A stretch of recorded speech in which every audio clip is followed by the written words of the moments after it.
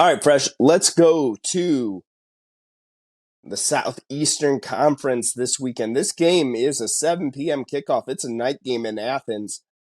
The Ole Miss running Rebels. Are they still running Rebels? They're just the Rebels. Eh, why can't they But still be they Rebels? run the ball a lot, so you can call them the running Yeah, Rebels. yeah, come on. They're still running up and down the field. They're going to Athens to face Georgia Bulldogs here. Again, Georgia coming off a marquee statement win of their season. We were talking about this all year long. Who has Georgia played? They really haven't played anybody, but we all pointed to this stretch of games. And we said by the end of the season, this is going to be the time where we really know what Georgia is. Huge win over Missouri, really proving it, especially without, having Brock Bowers in that game. Big win there. Ole Miss, with all the craziness that went on against Texas A&M, and if you're playing Texas A&M, guys, make sure you're wearing the right protective gear from Oh yeah. those low blow Oh points. yeah. Oh yeah. So right now, at time of record, this game is which kind of shocked me. UGA a 10.5 point favorite, over under set at 58.5. Fresh, big game for Georgia. Well, Ole Miss is the only SEC team that Kirby has not beaten. So there is something hanging in the balance right there for him. I think he probably can take that one a little personal. Um, it's a mark. So that's a little underlying theme there for the whole entire game as we go into it. I think Ole Miss is we've had high hopes for them all year long. Kind of looked at them like, are they ready to take that next step? Who out of the West? They have LSU there, who they beat. Still couldn't beat Alabama. And that was before Alabama really hit their surge. I probably kind of jump started them at that point. But where's this Lane Kiffin Ole Miss program going to finally take off and hit that national consistent national scale?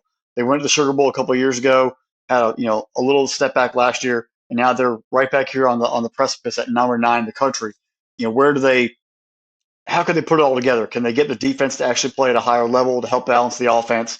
And then when does Lane Kiffin, when do the players actually start playing in his offense? It's not seen as some sort of gimmick offense or whatever, because the dude can coach ball. He did it at FIU, excuse me. He's done it at Alabama. He's done it through the NFL. He gets fired, here and there for being a little outlandish, maybe too young, but he's definitely matured by the time he got to Ole Miss. When he went to Alabama, he's still kind of that fringe guy, didn't know what was going on, learned from Saban, did it at FAU, and now here at Ole Miss, he's showing maturity. He shows how to build a program, and that's something dangerous if a guy can figure it out and get the players to play for him. He still has the energy where the dudes look at him like, I want to play for Lane Kiffin, and I want to be able to take it to the next level. And that right there inspires confidence in a football team. And it brings me to the way this team is sort of played. We came into the year looking at the quarterback position. Is it Spencer Sanders? Is it Howard? Is Jackson Dart going to retain the title as a starting quarterback? And even as the season sort of started, we didn't know if Jackson Dart was the guy. But he has performed really well. Kayshawn Judkins had a slow start, but he's starting to catch it on now. And then obviously Lane. The three of them get all the fame. But this offense truly, in my opinion, is built around the law firm of Harris, Watkins, and Wade. Those three receivers make make the entire offense flow, whether it's run blocking, whether it's deception, and allowing the defense to have to respect them and not as much respect toward the running game, and then vice versa. Or during the play action game, their explosiveness, their ability to get down the field, to get open, and helping Dart make those easy throws. They work so well together in the entire package of that offense. The way that Lane has built it, it becomes extremely dangerous. The way that he can run the play action game on some sort of reads or options or just whatever stretch kind of play action he wants to run through, those receivers get open in space. They wash out the defensive backs and they're wide open. And that's what they do when they have a great running game. And if they all can blend together against Georgia's defense, they are going to be very successful on Saturday night. One thing we saw versus Missouri, and we've seen kind of all year, is that Georgia's defense is very susceptible to the stretch run, to the perimeter running game. And that's what Ole Miss does a great job at, whether it's jet sweeps or whether it's just the stretch handoffs, getting wide on the edges. So can Georgia set the edge? Can their corners get up and tackle? And also with Dumas Johnson not playing this ball game, C.J. Allen taking over more so at middle linebacker, is he going to be able to read and make the right decision and get to the point of attack and make the tackle? These are all big points right now coming into the football game. How do they use a young linebacker probably making his first career start and how they're going to fill in for losing a veteran in Dumas Johnson at linebacker. But they also, the defensive backs in the run game are going to have to now play up a little bit more to support and play on the edge. How do you take advantage of that? Which of the young corners? Lassiter's been doing great right there. We saw Julian Humphrey get in for Georgia last week. But who keeps their eyes in the backfield and forgets about those Ole Miss receivers and they get behind them? Can Tyke Smith, Bullard, and Malachi Starks be veteran enough to keep everyone in front of them and execute, the way it should be? This is where the chess match comes in. Kirby and Lane were both on the same staff for a couple of years at Alabama. They've coached against each other on the practice field. They've run against stuff again. They know each other pretty well. How do those situations come into play here? Who take advantage of what tell going forward?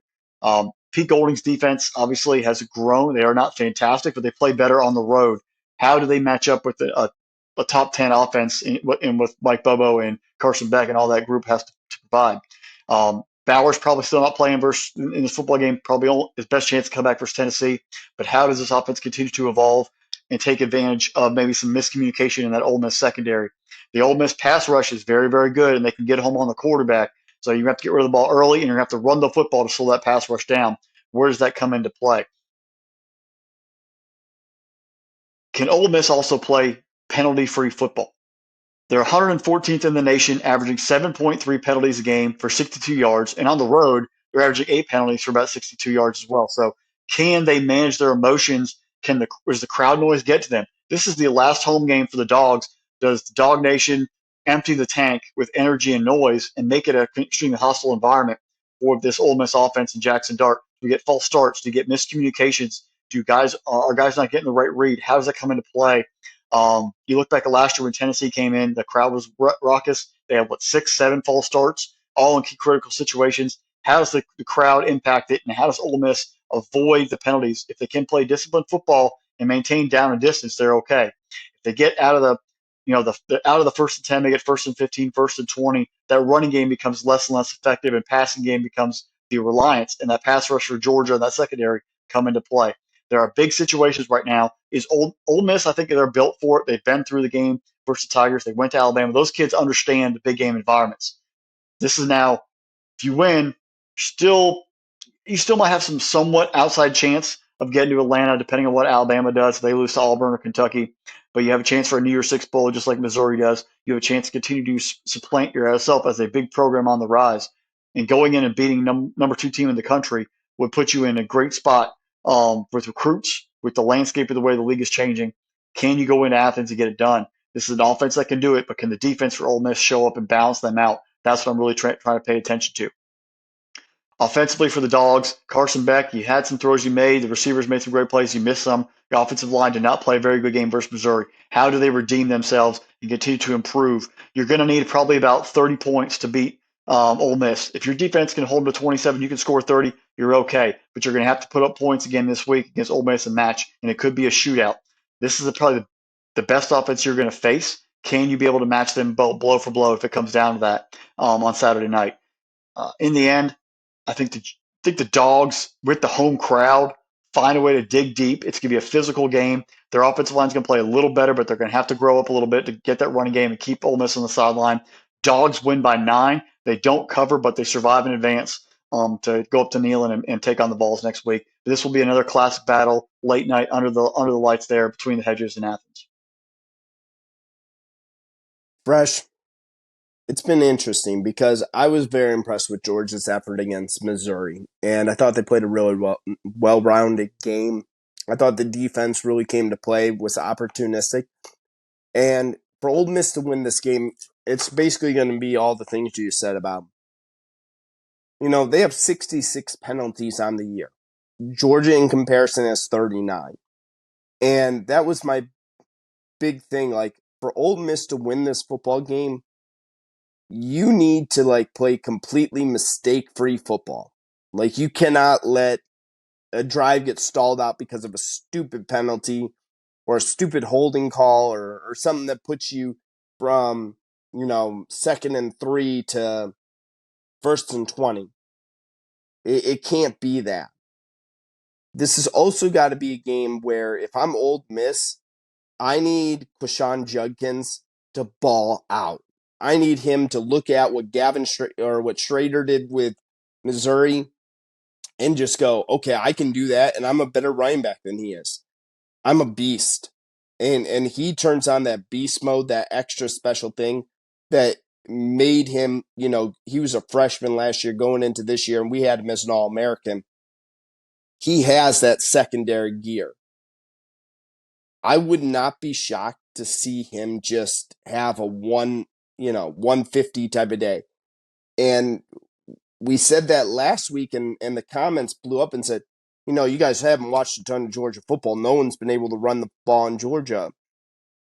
And guess what? Missouri ran the ball in Georgia. They actually had a better day on the ground than Georgia did.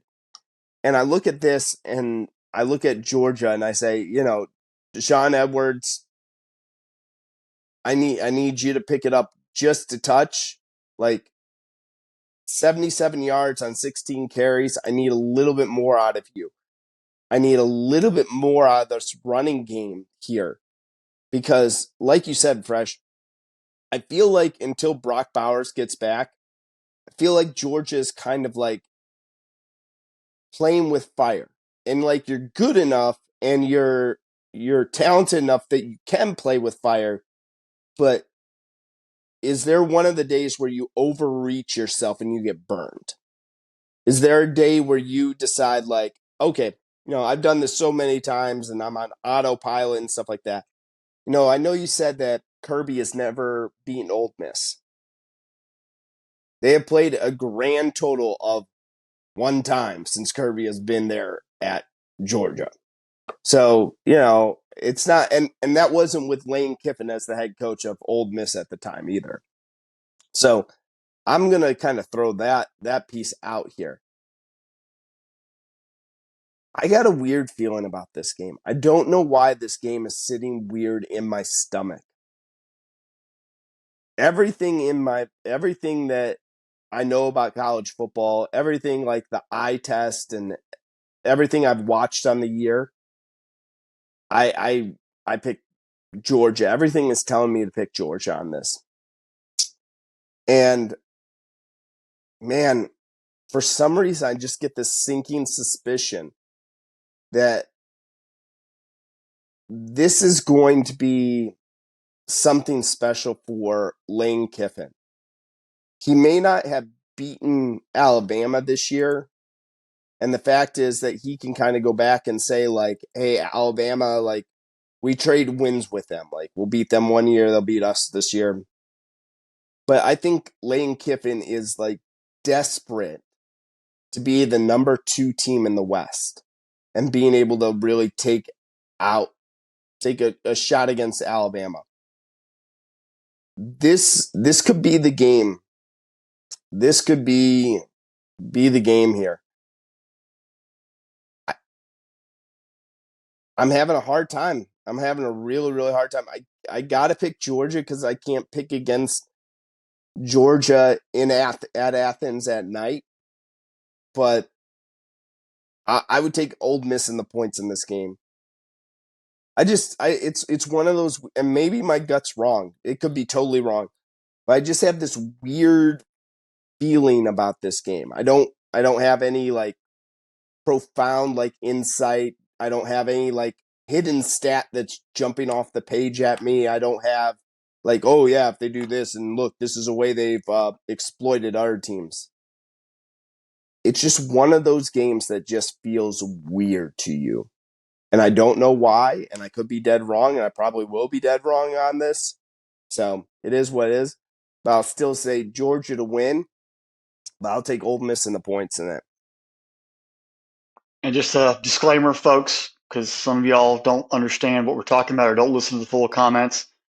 To beat Georgia, teams must run the football. That is not the statement that they will run the football, but that's what you have to do to beat good teams. For Ole Miss to win, they have to run the ball. Not that they will run the ball for 100 or 200 and 300, 400 yards. They have to run the ball. There's a big difference in can and will and must. Schrader ran for 100 last week. It was a rare occurrence. It doesn't happen very often, but it shows that to be competitive and play close football games with a very, very good football team, you have to be able to run the football. And if you're going to be successful, running back's probably going to have 100 plus yards. If not, it means you're trying to chase points late. That's where the difference comes into the football game and having to, can you run it and will you run it? And that's a big difference when it comes to that in the end. Yeah, I mean, and think about this. Fresh, look, what is it? Late in the third quarter, you know, that Mizzou touchdown, and it's 21-24 Georgia. Exactly what we said is that we thought last weekend that Mizzou would be able to keep it close up until the fourth quarter, and it was going to be something that Georgia pulls away at the end. I get the kind of same feeling. I think this is going to come down to the wire, though. I think this is going to be, and maybe that's my statement. If you tell me Ole Miss has the ball last and has a shot at it, like that's when I feel. I think that maybe is what the feeling I'm getting at, but I still think Georgia. Until someone knocks off Georgia, I'm not going to pick against them. So Well, we will see on Saturday night. At some point, you hate to say it, but at some point, dogs are going to lose, but you just hope it's not this week. yeah, yeah. No team is undefeated forever. So even the best ones go down once or twice.